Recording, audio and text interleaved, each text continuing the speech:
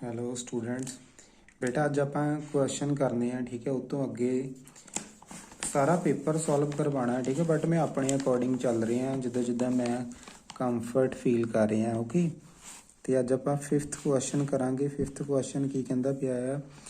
ਕਹਿੰਦਾ van KClO3, ਇਹਨੂੰ potassium ਕਲੋਰੇਟ ਬੋਲਦੇ ਆ। ਕਿਆ ਬੋਲਦੇ ਪਏ ਆ? ਪੋਟਾਸ਼ੀਅਮ ਕਲੋਰੇਟ। ਪੋਟਾਸ਼ੀਅਮ ਕਲੋਰੇਟ ਨੂੰ ਹੀਟ ਕੀਤਾ।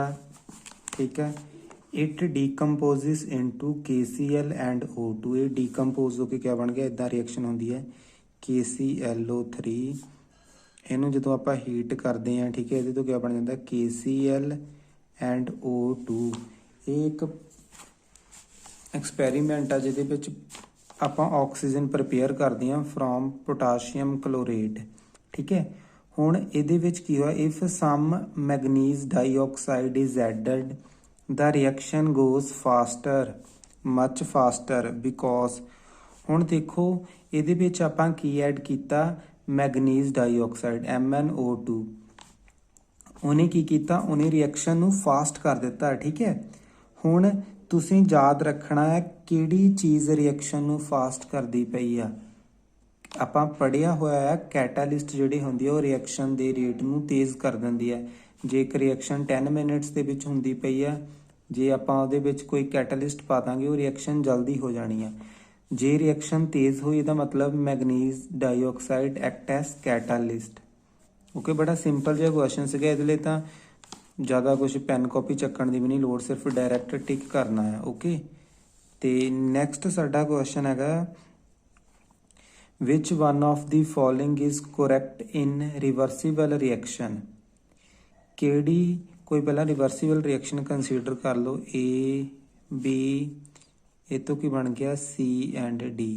ਰਿਵਰਸੀਬਲ ਐਰੋ ਇਸ ਤਰ੍ਹਾਂ ਦਾ ਹੁੰਦਾ ਆ। ਕਹਿੰਦਾ ਕਿ ਕੈਟਾਲਿਸਟ ਕੀ ਕਰਦਾ ਆ? Catalyst decreases the rate of forward reaction, increase the rate of forward reaction. ਤੁਸੀਂ ਇਹਦੇ ਵਿੱਚ ਯਾਦ ਰੱਖਣਾ ਕਿ ਜਿਹੜਾ ਕੈਟਾਲਿਸਟ ਆ ਉਹ ਰਿਵਰਸੀਬਲ ਰਿਐਕਸ਼ਨ ਦੇ ਵਿੱਚ ਕੀ ਕਰੂਗਾ? ਉਹਨੇ increase the rate of forward and backward reaction. ਮਤਲਬ ਕੈਟਾਲਿਸਟ ਜਿਹੜਾ ਇਕੁਲਿਬਰੀਅਮ ਨੂੰ ਸ਼ਿਫਟ ਨਹੀਂ ਕਰਦਾ, ਇਹਨੇ ਕੀ ਕਰਨਾ ਹੈ? ਜੇ ਇੱਕ ਰਿਐਕਸ਼ਨ ਆ ਨਾਰਮਲ ਸਪੀਡ ਤੇ ਹੋ ਰਹੀ ਹੈ, ਜੇ ਇਹਦੇ ਵਿੱਚ ਕੈਟਾਲਿਸਟ ਐਡ ਕਰਾਂਗੇ ਇਹਨੇ ਫਾਰਵਰਡ ਰਿਐਕਸ਼ਨ ਜਿਹੜਾ ਉੱਪਰ ਵਾਲੀ ਇਹ ਰਿਐਕਸ਼ਨ ਵੀ ਤੇਜ਼ ਕਰ ਦੇਣੀ, ਬੈਕਵਰਡ ਵੀ ਤੇਜ਼ ਕਰ ਦੇਣੀ। ਓਵਰਆਲ ਰਿਐਕਸ਼ਨ ਇਕੁਲਿਬਰੀਅਮ ਦੇ ਵਿੱਚ ਹੀ ਰਹਿਣੀ ਆ। ਇਸ ਵਾਰ ਉਹਨਾਂ ਨੇ ਕੁਐਸਚਨ ਪੁੱਛਿਆ ਕਿ ਕੈਟਾਲਿਸਟ ਕੀ ਕਰਦਾ ਹੈ। ਇਹਦੀ ਆਪਸ਼ਨ ਆਣੀ ਹੈ increase the rate of backward and forward reaction. ਠੀਕ ਹੈ, ਸੀ। ਤੇ ਨੈਕਸਟ ਵਾਰੀ ਇਹ ਵੀ ਆ ਸਕਦਾ ਕਿ ਇਕੁਲਿਬਰੀਅਮ ਤੇ ਕੀ ਇਫੈਕਟ ਕਰਦਾ ਆ ਜੇ ਆਪਾਂ ਕੈਟਾਲਿਸਟ ਪਾਣੇ ਆ। ਤੁਸੀਂ ਲਿਖਣਾ ਨੋ ਇਫੈਕਟ, ਇਕੁਲਿਬਰੀਅਮ ਨੂੰ ਬਿਲਕੁਲ ਇਫੈਕਟ ਨਹੀਂ ਕਰਦਾ ਆ। ਓਕੇ, ਜਿਹੜਾ ਬੱਚੇ ਆਪਾਂ ਇਹ ਕੁਐਸਚਨ ਕਰ ਰਹੇ ਹਾਂ ਕੈਮੀਕਲ ਕਾਈਨੈਟਿਕਸ। ਠੀਕ ਹੈ, +1 ਦੀ ਬੁੱਕ ਆ ਕੈਮੀਕਲ ਕਾਈਨੈਟਿਕਸ। ਉਹਦੇ ਵਿੱਚੋਂ ਇਹ 3 ਕੁਐਸਚਨ ਆਏ ਹੋਏ ਸੀਗੇ। ਤੁਹਾਡਾ ਸਾਰਾ ਸਿਲੇਬਸ ਉਹਦੇ ਨਾਲ ਕੰਪਲੀਟ ਹੋ ਜਾਂਦਾ। ਓਕੇ, ਇਹ ਵਾਲਾ ਕੁਐਸਚਨ ਜਿਹੜਾ ਰਿਪੀਟਡ ਸੀਗਾ ਪਿਛਲੀ ਵਾਰੀ ਪੇਪਰ ਦੇ ਵਿੱਚ ਵੀ ਆਇਆ ਹੋਇਆ ਸੀਗਾ। ਓਕੇ, ਇਹਨੂੰ ਆਪਾਂ ਕਰ ਹੀ ਲੈਂਦੇ ਆ। ਕੀ ਆ ਰਿਐਕਸ਼ਨ? ਕਹਿੰਦਾ ਕੁਐਸਚਨ ਦਾ ਰੇਟ ਲਾ for reaction between A and B। A and B ਦੇ ਵਿੱਚ ਰਿਐਕਸ਼ਨ ਹੁੰਦੀ ਪਈ, A ਤੇ B ਤੋਂ ਮੰਨ ਲਓ ਕੋਈ ਪ੍ਰੋਡਕਟ ਬਣਦਾ ਪਿਆ X। ਠੀਕ ਹੈ, ਰੇਟ ਕੀ ਆ? ਰੇਟ ਉਹਨੇ ਗਿਵਨ ਦਿੱਤਾ ਹੋਇਆ। ਰੇਟ ਹੈ, ਰੇਟ ਇਜ਼ ਇਕੁਅਲ ਟੂ ਲਿਖਿਆ ਹੋਇਆ KA ਦੀ ਪਾਵਰ N ਤੇ B ਦੀ ਪਾਵਰ M। ਓਕੇ, ਫਿਰ on doubling the concentration of A and halving the concentration of V। ਠੀਕ ਹੈ, ਇਹ ਸਾਡਾ ਰੇਟ, ਇਹਨੂੰ ਇਦਾਂ ਲਿਖ ਲਓ, ਇਹਨੂੰ R ਲਿਖ ਲਓ। R ਕੀ ਆ ਜਾਣਾ? KA ਦੀ ਪਾਵਰ N B ਦੀ ਪਾਵਰ M। ਤੇ ਹੁਣ ਸਾਡਾ ਜਿਹੜਾ ਨਿਊ ਰੇਟ ਬਣਿਆ R' ਲਿਖ ਲਓ। ਉਹਦੇ ਵਿੱਚ ਜਿਹੜੀ A ਦੀ ਕੰਸਨਟ੍ਰੇਸ਼ਨ ਕੀ ਹੋ ਗਈ ਹੈ? ਡਬਲ ਹੋ ਗਈ ਆ, 2A ਦੀ ਪਾਵਰ N ਲਿਖ ਦੇਣਾ। ਠੀਕ ਹੈ, ਤੇ ਜਿਹੜਾ B ਆ, B ਦੀ ਕੰਸਨਟ੍ਰੇਸ਼ਨ ਹਾਫ ਕਰ ਦਿੱਤੀ। B ਦੀ ਜਗ੍ਹਾ ਆਪਾਂ ਕਿਆ ਲਿਖ ਦੇਣਾ? 2B। ਪਤਾ ਲੱਗਾ ਕੀ ਕੀਤਾ? ਮੈਂ ਡਾਇਰੈਕਟ ਹੀ ਪੁੱਟ ਕਰ ਦਿੱਤਾ। ਇਹ ਸਾਡਾ ਫਸਟ ਇਕੁਏਸ਼ਨ ਆ। ਸੈਕੰਡ ਜਿਹੜੀ ਬਣੀ ਉਹ ਕੀ ਬਣੀ? A ਦੀ ਜਗ੍ਹਾ 2A ਲਿਖ ਦਿੱਤਾ, B ਨੂੰ ਹਾਫ ਕਰ ਦਿੱਤਾ, ਇਹ ਸਾਡਾ ਨਵਾਂ ਰੇਟ ਬਣ ਗਿਆ।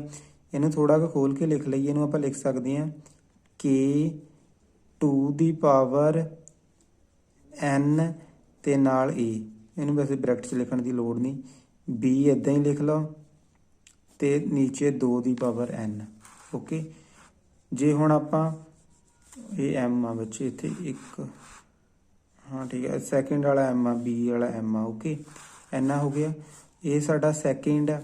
ਸੈਕਿੰਡ ਨੂੰ ਥੋੜਾ ਕੁ ਹੋਰ ਸੋਹਣਾ ਕਰਕੇ ਨੀਚੇ ਉੱਪਰ ਕਿਹਾ 2 ਦੀ n ਆ, ਨੀਚੇ 2 ਦੀ m ਆ, ਇਹਨੂੰ ਮੈਂ ਇੱਦਾਂ ਲਿਖ ਸਕਦਾ r ਡੈਸ਼ K 2 ਦੀ ਪਾਵਰ n ਮਾਈਨਸ m ਫਿਰ A B, ਇੰਨਾ ਹੋ ਗਿਆ। ਇਹਨੂੰ 0.2 ਦਵੋ, ਇਹਨੂੰ ਰਹਿਣ ਦਿਓ। ਦੈਨ ਕਹਿੰਦਾ ratio of new rate to the earlier rate. ਹੁਣ ਨਿਊ ਰੇਟ ਉੱਪਰ ਰੱਖਣਾ, ਨੀਚੇ ਉਹਦਾ ਪੁਰਾਣਾ ਰੇਟ, ਡਿਵਾਈਡ ਕਰ ਦਿਓ 2/1।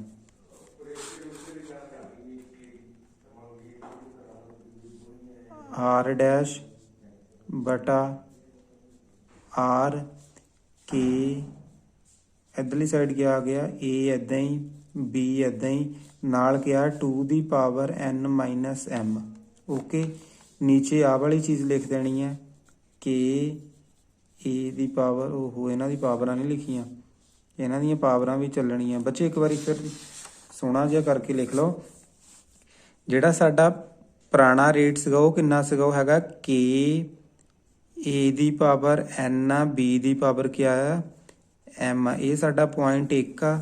ਤੇ ਜਿਹੜਾ ਦੂਸਰਾ r ਡੈਸ਼ ਆਇਆ ਉਹ ਹੈਗਾ K 2 ਦੀ power n minus m, n ਤੇ B ਦੀ ਪਾਵਰ m, ਇਹ 2 ਆ।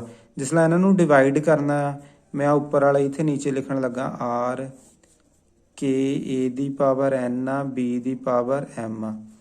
K ਨਾਲ K ਕੱਟਿਆ ਗਿਆ, ਇਹਦੇ ਨਾਲ ਇਹ ਕੱਟਿਆ ਗਿਆ, ਇਹਦੇ ਨਾਲ ਇਹ ਕੱਟਿਆ ਗਿਆ। ਇਹਦਾ ਆਨਸਰ ਕੀ ਆ ਗਿਆ, r dash upon r is equal to 2n ਦੀ ਮਾਈਨਸ m। ਇਹ ਸਾਡਾ ਆਨਸਰ ਆਣਾ ਆ। ਓਕੇ, ਹੁਣ ਦੇਖੋ ਕਿਹੜੀ ਆਪਸ਼ਨ ਮੈਚ ਕਰਦੀ ਪਈ ਹੈ, ਇਹ ਵਾਲਾ 2 ਦੀ ਪਾਵਰ n ਮਾਈਨਸ m। ਇਹ ਪਿਛਲੀ ਵਾਰੀ ਵੀ ਪੇਪਰ 'ਚ ਆਇਆ ਹੋਇਆ ਸੀਗਾ। ਇਹ ਤੁਹਾਡੇ 3 ਨੰਬਰ ਦਾ ਜਿਹੜਾ ਪੇਪਰ ਉਹ ਕਿਹਦੇ ਵਿੱਚੋਂ ਆਇਆ, ਕੈਮੀਕਲ ਕਾਈਨੈਟਿਕਸ ਦੇ ਵਿੱਚੋਂ। ਜੇ ਤੁਸੀਂ ਇਹ ਪੜ੍ਹਿਆ ਹੁੰਦਾ ਤੇ ਤੁਹਾਡੇ 3 ਨੰਬਰ ਬਣ ਜਾਣੇ ਸੀਗੇ। ਓਕੇ, ਤੇ ਉਹਦੇ ਬਾਅਦ ਵਿੱਚ ਜਿਹੜੇ ਸਾਡੇ ਅੱਗੇ 3 ਕੁਐਸਚਨਸ ਆ, ਇਹ ਸਰਫੇਸ ਕੈਮਿਸਟਰੀ ਦੇ ਆ। ਓਕੇ, ਸਰਫੇਸ ਕੈਮਿਸਟਰੀ ਦਾ ਫਸਟ ਕੁਐਸਚਨ ਹੈਗਾ 8th, ਵਿਚ one of the sol act as protective colloid. ਠੀਕ ਹੈ, ਆਲਮੋਸਟ ਇਹ ਸਾਰੇ ਸੋਲ ਹੀ ਹੁੰਦੇ ਆ। ਠੀਕ ਹੈ ਨਾ, ਇਹਦੇ ਵਿੱਚ ਜਿਹੜਾ ਪ੍ਰੋਟੈਕਟਿਵ ਕੋਲਾਈਡ ਆ ਉਹ ਹੈਗਾ ਜੈਲੇਟਿਨ। ਇਹ ਵੀ ਤੁਸੀਂ ਪੜ੍ਹਿਆ ਹੋਇਆ ਤਾਂ ਦੇਖੋ, ਤੁਹਾਨੂੰ ਮੈਂ ਦਿਖਾ ਦਿੰਦਾ ਹੈ, ਵੇਟ।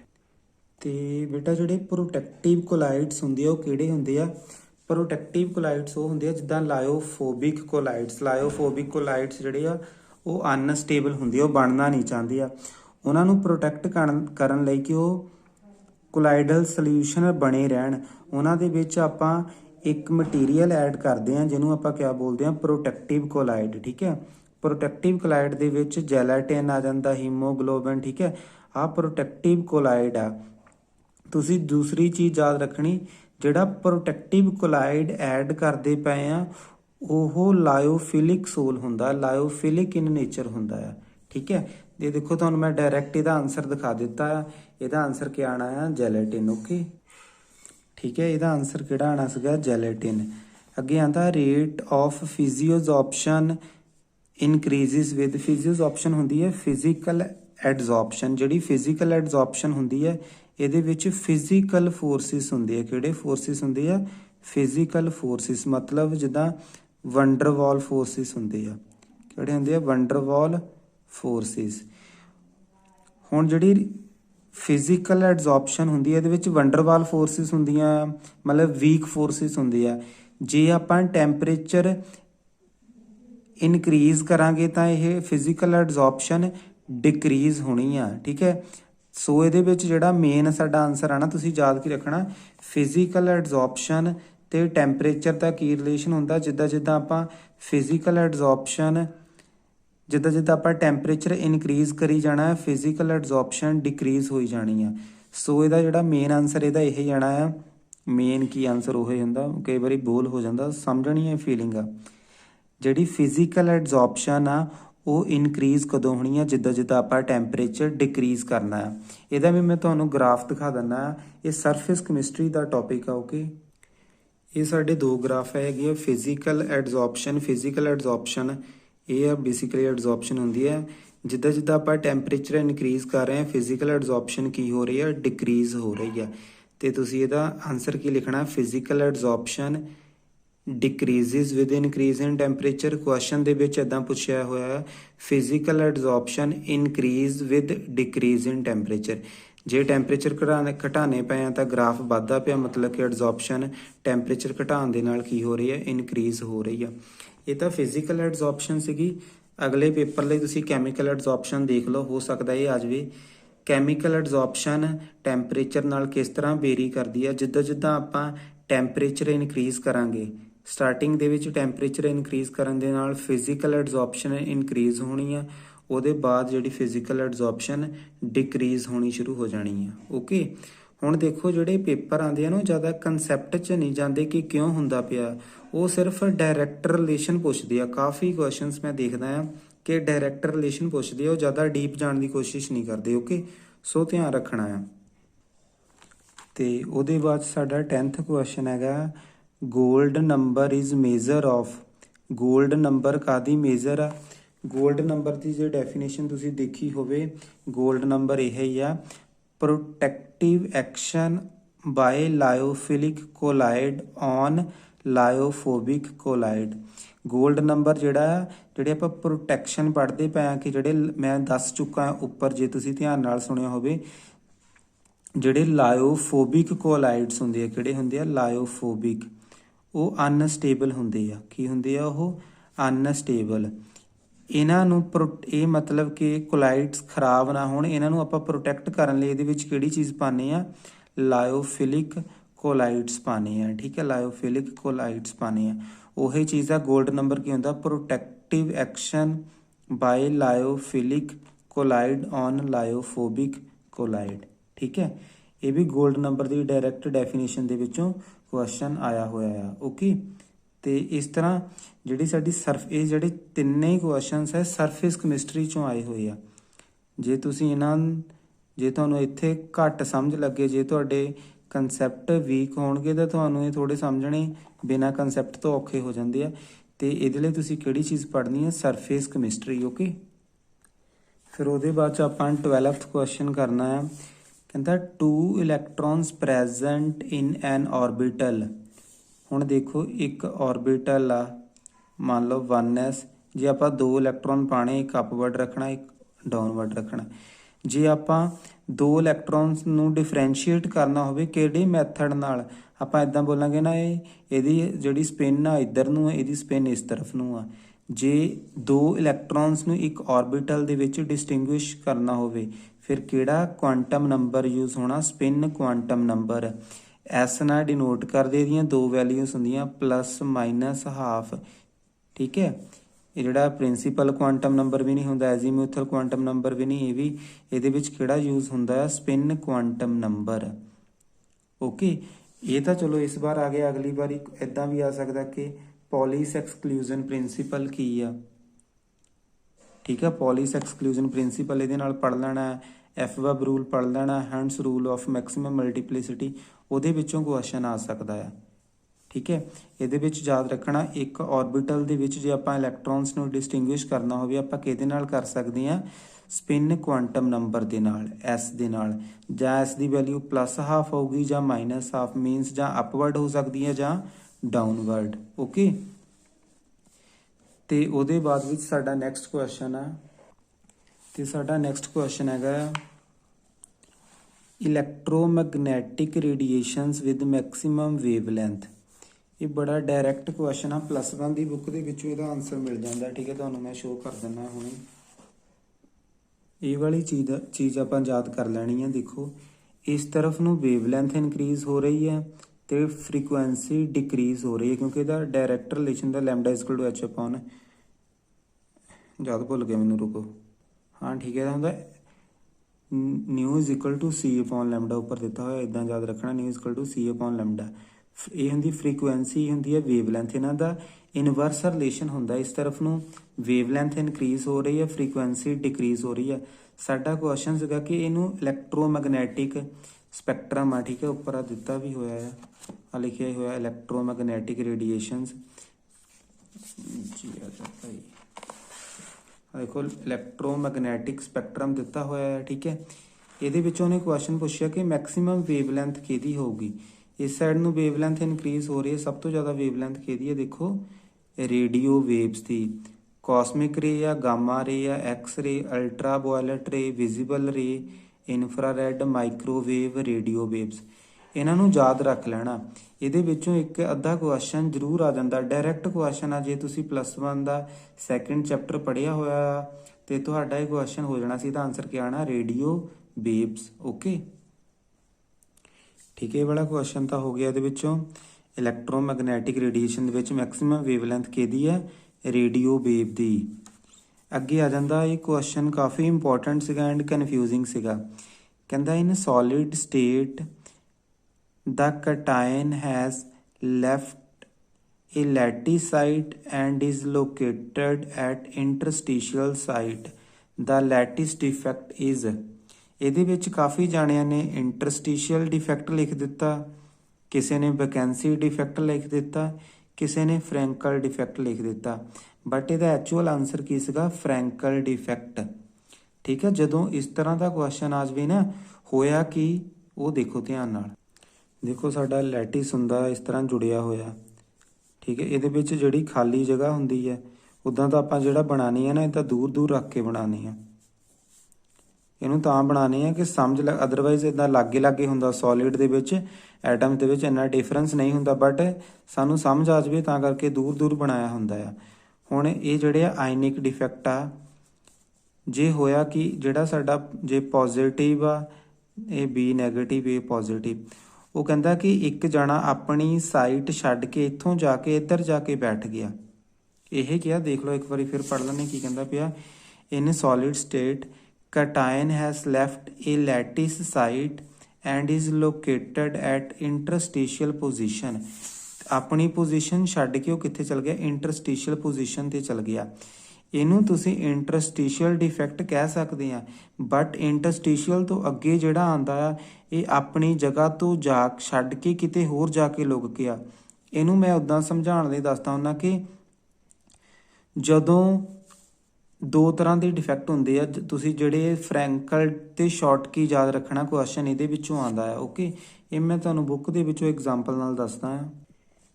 ਇਹ ਹੁਣ ਦੇਖੋ ਬੱਚੇ, ਜਿੱਦਾਂ ਜੇ ਇਹ ਆਪਣੀ ਪੋਜੀਸ਼ਨ ਤੋਂ ਛੱਡਦੇ ਆ, ਇਹਨਾਂ ਨੂੰ ਵੈਕੈਂਸੀਜ਼ ਬੋਲਦੇ ਆ। ਜੇ ਇਸ ਸਾਈਡ ਆ ਜਾਂਦੇ ਆ, ਮਤਲਬ ਕਿ ਆਹ ਪੋਜੀਸ਼ਨ ਅਕਿਊਪਾਈ ਕਰ ਲੈਂਦੇ ਆ, ਫਿਰ ਆਪਾਂ ਇਹਨੂੰ ਇੰਟਰਸਟੀਸ਼ੀਅਲ ਡਿਫੈਕਟ ਬੋਲਦੇ ਆ। ਬਟ ਤੁਸੀਂ ਮੇਨ ਸ਼ਾਰਟ ਕੀ ਤੇ ਫਰੈਂਕਲ ਡਿਫੈਕਟ ਦੇਖ ਲਓ। ਸ਼ਾਰਟ ਕੀ ਡਿਫੈਕਟ ਕਿਆ ਹੁੰਦਾ ਆ, ਸ਼ਾਰਟ ਕੀ ਨੂੰ ਮੈਂ ਯਾਦ ਕਰਨ ਦਾ ਤਰੀਕਾ ਦੱਸਿਆ ਆ। ਸ਼ਾਰਟ ਕੀ ਇਸ ਤੋਂ ਸ਼ੂ ਮੰਤਰ ਯਾਦ ਰੱਖਣਾ ਆ ਕਿ ਉਹ ਸ਼ੂ ਮੰਤਰ ਹੋਗਾ, ਦੋ ਜਾਣੇ ਭੱਜ ਗਏ। ਸ਼ਾਰਟ ਕੀ ਦੇ ਵਿੱਚ ਦੋ ਜਾਣਿਆਂ ਨੇ ਉੱਡਣਾ ਆ। ਜਿੱਦਾਂ ਤੁਹਾਡੇ ਕੋਲ ਇੱਕ ਕ੍ਰਿਸਟਲ ਸੀਗਾ, ਇਹਦੇ ਵਿੱਚ A ਪੋਜ਼ਿਟਿਵ ਤੇ B ਨੈਗੇਟਿਵ, ਦੋ ਜਾਣੇ ਸ਼ੂ ਮੰਤਰ ਹੋ ਗਿਆ ਦੁਨੀਆ ਤੋਂ। ਮਤਲਬ ਕਿ ਕਟਾਇਨਿਕ ਵੈਕੈਂਸੀ ਵੀ ਕ੍ਰੀਏਟ ਹੋ ਗਈ, ਅਨਾਇਨਿਕ ਵੈਕੈਂਸੀ ਵੀ। ਇਹਦੇ ਵਿੱਚ ਕਿੰਨੇ ਜਾਣੇ ਭੱਜਦੇ ਪਏ, ਦੋ ਜਾਣੇ, ਇੱਕ ਪੋਜ਼ਿਟਿਵ ਇੱਕ ਨੈਗੇਟਿਵ। ਜਿਸ ਨਾਲ ਤੁਸੀਂ ਯਾਦ ਰੱਖਣਾ, ਦੋ ਜਾਣੇ ਭੱਜ ਗਏ, ਸ਼ੂ ਮੰਤਰ ਹੋ ਗਿਆ, ਠੀਕ ਹੈ। ਤੇ ਉਹਦੇ ਵਿੱਚ ਸ਼ਾਰਟ ਕੀ ਡਿਫੈਕਟ ਯਾਦ ਰੱਖਣਾ ਆ। ਓਕੇ, ਤੇ ਫਰੈਂਕਲ ਡਿਫੈਕਟ ਕਿਹੜਾ ਹੁੰਦਾ, ਫਰੈਂਕਲ ਡਿਫੈਕਟ ਦੇ ਵਿੱਚ ਫਰੈਂਕਲ F ਤੋਂ ਯਾਦ ਰੱਖਣਾ, ਫਰਾਰ। ਫਰਾਰ ਹੋ ਕੇ ਕੋਈ ਜਾਣਾ, ਜਿੱਦਾਂ ਆਪਾਂ ਕਹਿ ਦਿੰਦੇ ਕਿ ਫਲਾਨਾ ਬੰਦਾ ਫਰਾਰ ਹੋ ਗਿਆ। ਫਰਾਰ ਹੋ ਗਿਆ ਮੀਨਸ ਉਹ ਆਪਣੀ ਜਗ੍ਹਾ ਛੱਡ ਕੇ ਕਿਸੇ ਰਿਸ਼ਤੇਦਾਰਾਂ ਦੇ ਜਾ ਕੇ ਲੁਕ ਜਾਂਦਾ। ਐਦਾਂ ਹੁੰਦੀ ਆ, ਠੀਕ ਹੈ। ਜੇ ਤੁਸੀਂ ਸਮਝ ਗਏ, ਵੈਲ ਐਂਡ ਗੁੱਡ। ਐਗਜ਼ਾਮਪਲ ਦੇ ਕੇ ਸਮਝਾਉਣ ਦੀ ਕੋਸ਼ਿਸ਼ ਕੀਤੀ ਮੈਂ। ਇਹਦੇ ਵਿੱਚ ਕੀ ਹੁੰਦਾ, ਇੱਕ ਜਾਣਾ ਆਪਣੀ ਪੋਜੀਸ਼ਨ ਛੱਡ ਕੇ ਕਿਤੇ ਜਾ ਕੇ ਲੁਕ ਜਾਂਦਾ ਨਾਲ ਦੀ ਜਗ੍ਹਾ ਤੇ। ਮਤਲਬ ਕਿ ਇੱਕ ਜਾਣੇ ਨੇ ਆਪਣੀ ਪੋਜੀਸ਼ਨ ਛੱਡ ਕੇ ਇੰਟਰਸਟੀਸ਼ੀਅਲ ਸਾਈਟ ਤੇ ਚਲ ਗਿਆ। ਇਹਨੂੰ ਬੋਲਦੇ ਆ ਫਰੈਂਕਲ ਡਿਫੈਕਟ। ਓਕੇ, ਹੁਣ ਜਿਹੜਾ ਸਾਡਾ ਸੀਗਾ, ਕੀ ਕਹਿੰਦਾ ਪਿਆ ਸੀ ਸਾਡੇ ਕੁਐਸਚਨਸ ਦੇ ਵਿੱਚ, ਸਾਡਾ ਕੁਐਸਚਨ ਇਹ ਹੀ ਸੀਗਾ ਕਿ ਇੱਕ ਜਾਣਾ ਜਿਹੜਾ ਕਟਾਇਨ ਆ, ਉਹ ਆਪਣੀ ਜਗ੍ਹਾ ਛੱਡ ਕੇ ਇੰਟਰਸਟੀਸ਼ੀਅਲ ਸਾਈਟ ਤੇ ਚਲਾ ਗਿਆ। ਮਤਲਬ ਇਹਦਾ ਆਨਸਰ ਕੀ ਆਣਾ ਸੀ, ਫਰੈਂਕਲ ਡਿਫੈਕਟ।